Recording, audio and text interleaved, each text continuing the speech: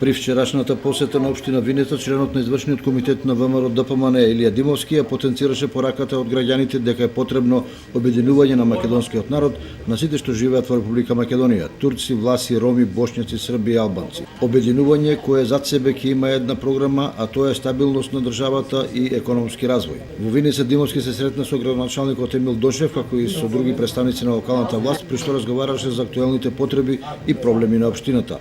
Потоа за медиумите тој истакна. Сретни сме што Виница е добар пример. Во Виница е зголемен бројот на вработените за над 1600 луѓе во споредба со минатите времења.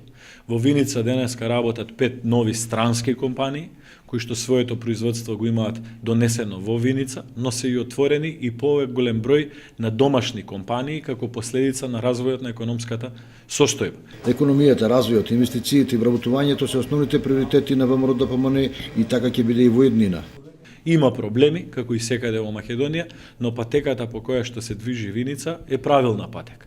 Ние имаме намера и во следниот период, преку директни поддршки од страна на владата, да донесеме што е можно повеќе фабрики и во Виница, и во Кочани, и во Штип, и во Берово, и во Македонска Каменица, во цела Источна Македонија, бидејќи тоа е единствениот начин како да се зголеми бројот на вработени, како да се зголеми стандардот на граѓаните, како да се зголемат платите и како да ги задржиме младите луѓе во овој дел од Македонија. Димовски зборуваше и за патната инфраструктура која целосно ќе ги подобри комуникацијските врски, бидејќи експресниот пат од Штип до Кочани и реконструкцијата на магистралниот пат преку Македонска Каменица до Делчево ќе ги поттикнат стопанските текови во источниот дел на државата.